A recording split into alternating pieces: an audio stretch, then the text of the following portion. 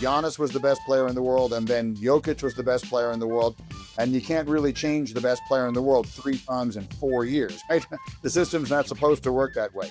But in this, he deserves it. Right this minute, SGA is the best basketball player in the world. Let's talk about this NBA Finals that just wrapped up. So I'm a Pacers fan. It was a little brutal to see it in that way. Do you feel like we were kind of robbed of an all-time Game 7 situation because Tyrese went down the way that he did? Yes, I think we were all robbed of the potential for that. And look, sports history is filled with all those what ifs. So I take nothing away from Oklahoma City. They are the champions. There is no asterisk. 10 years from now, we won't say, well, they didn't really deserve it. But we all know in the moment that there was a real opportunity for something special. Halliburton is a player, and I'm not telling you anything you don't know if you are a fan of the team, that when he starts hot, and started hot in that game, he is a difference maker. How he starts generally is a huge sign of how he's going to play. And their numbers, the Pacers' record in games in which he scores 20 or more, they're practically unbeatable. And he certainly looked like he was headed towards that in the first 5 minutes of the game. So, of course, it completely changed the trajectory of that game. We'll never know what would have happened had he remained healthy. So, yes, I believe as fans, we were potentially cheated out of something that could have been spent.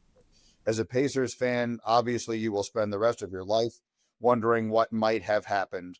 But I also think if you're a fan of the Pacers, you've got to be incredibly proud of that group. What the respect I have for that team and that coach, they accomplished this year. Look, they won 15 playoff games. You can only win one more. They had an incredible run. Unfortunately, the way this injury works, they're going to have to wait a year to try and cash in on it. And the finances of the sport are such that we'll wait and see what that team looks like by that time. But it was an incredible run, and it was a joy to watch. Very, very proud of that team, of course. But on the other hand, SGA, man, what he did was just crazy to watch. He completed one of the most dominant runs that I feel like we've seen in basketball history, finishing as a regular season MVP, scoring champ, finals MVP. So where would you rank this in all-time seasons for you of what he did? It's so hard because there are so many criteria besides those. So first and foremost, if you're going to limit it to finals MVPs, then you were limiting it to championship seasons, which I guess is fair. But only one player ever won the finals MVP on a losing championship team, and that was Jerry West. So I think it is you would have to then be limiting it to that. Look, I covered Michael Jordan in the 90s. Michael Jordan's playoff runs in 91, 92, 93, and 96, I think are the best basketball that has ever been played. I don't think there's ever been a player who was better at any time than he was then. So this is not that for me.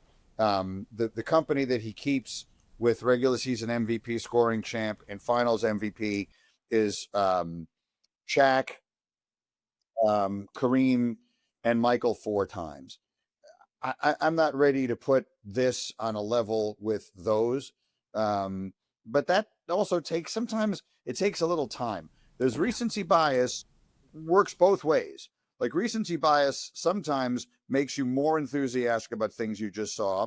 It also sometimes makes you more hesitant to fully appreciate what you just saw. Because it was just right in front of your face, it's difficult to say, well, that's as good as anything that you've ever seen. So I think we need to let it sit a little bit before we decide where to put it into historical context.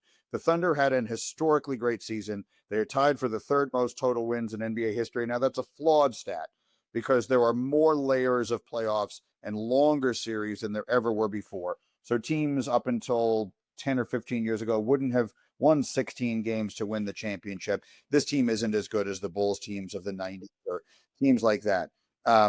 But in saying all those things, I don't want to make it sound like I'm taking away from what they accomplished.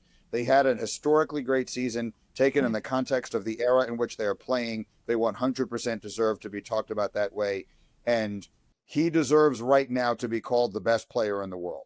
whether that continues or not, because Giannis was the best player in the world, and then Jokic was the best player in the world. And you can't really change the best player in the world 3 times in 4 years, right? The system's not supposed to work that way. But in this, he deserves it. Right this minute, SGA is the best basketball player in the world. Yeah. One thing I did love about both of these teams, the Pacers and OKC, was the super team mentality was kind of out the window, but there was depth. Fundamental basketball really got them to the end. Do you think we're gonna get fully back to the one superstar and a great supporting cast mentality in the NBA? No, I think that the league has done a lot of really smart things. And one of them, and I won't bore those people listening to this conversation with the details, but they have something in there now called the second apron, which is a system of rules, financial rules that are set up to keep that from happening, to keep the super teams from happening. This right now, we are living in a time where 7 different teams have won the last 7 NBA championships. That has literally never happened in the history of the sport before, and it's not a coincidence. So if OKC wins next year, it will be a colossal accomplishment, and they have a real chance to do it. But it won't be easy because there are, if they are indeed a super team, they are an organically created super team. They put these guys together either by drafting them or by acquiring them when they were very, very young. In the case of SGA, but I think between Houston and acquiring Kevin Durant and several other teams, it won't be easy. So the answer to your question is no. I do not think we will see a dynastic run pop up from somewhere else. If the Thunder are able to do it, it will be because this group that is homegrown was able to do it, and that's the way the sport was intended to be. Yeah. So you mentioned Kevin Durant. How did you like the move to Houston? Do you think he's going to thrive there as a true number one on a team? So well, first of all, yes, they're an excellent team. I was stunned at how little they gave up. Jalen Green is a good player, but they were looking to get rid of his contract. I think in the big picture, I was expecting him to fetch a great deal more for Phoenix. So for Phoenix, I think it's just an abject disaster. What they gave up for him, what they got from him while he was there, and what they now get in return, it's a catastrophe. From a Durant standpoint, if it were me, and maybe one of the reasons he's a great one is he doesn't think this way, I would have been trying to get East. I would have been trying to get out of the Western Conference. The East is going to be as wide open next year as a conference can be. Look, Boston has lost Jason. These are horrible things. But Boston has lost Jason Tatum, Milwaukee has lost Damian Lillard, and Indiana has lost Tyrese Halliburton. None of those guys is going to play next year. Yeah. So the East is wide open. So if he had a chance to get to Miami, then as underwhelming as I think that team is, a trio of Bam Adebayo, Kevin Durant, and Tyler Hero, I think would have had a real chance to win the East. I'm still surprised the Knicks didn't make a more aggressive move to go after him. I think Durant on the Knicks would have been outstanding. So that to me would be, if I had a complaint, I would register it there. I think KD's best chance to win would be to get to the East. The West is loaded, and the East is comparatively much, much weaker. So switching to the WNBA very quickly, Caitlin Clark continues to climb into the stratosphere of fame, but obviously it's coming at a price, and it seems like a lot of teams are only targeting her more and more on the court. And it's sort of reminiscent of the way the Bad Boy Pistons would treat Michael Jordan early in his career.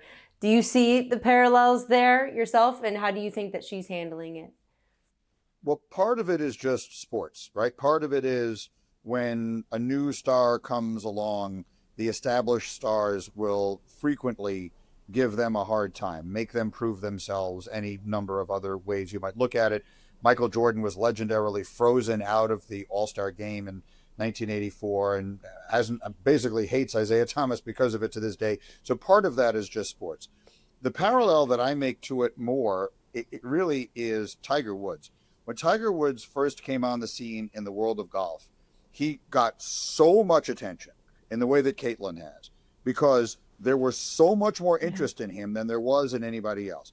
And a lot of the established veterans resented it. They said, wait a minute, we built this thing, and we resent the fact that now because he's come along, you're paying attention.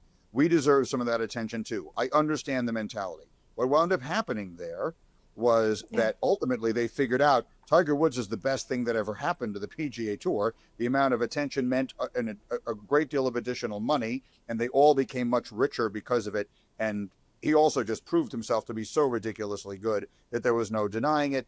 And most, if not all, of that resentment went away. I suspect that's what will happen with Caitlin Clark here. She's obviously that good. And I hope that people in the sport will start to recognize that it's a team sport rather than an individual sport. So there's some different dynamics, but we'll start to recognize that she is the best thing that could have possibly happened to their league. And we'll have an appreciation for that. I understand them feeling resentful of all of the attention that she gets and saying, wait a minute, I've been playing here, all these players, we've been playing here, we've been, busting our behinds trying to build this thing. And now all of a sudden people are paying attention because of her. I get that will come with some resentment.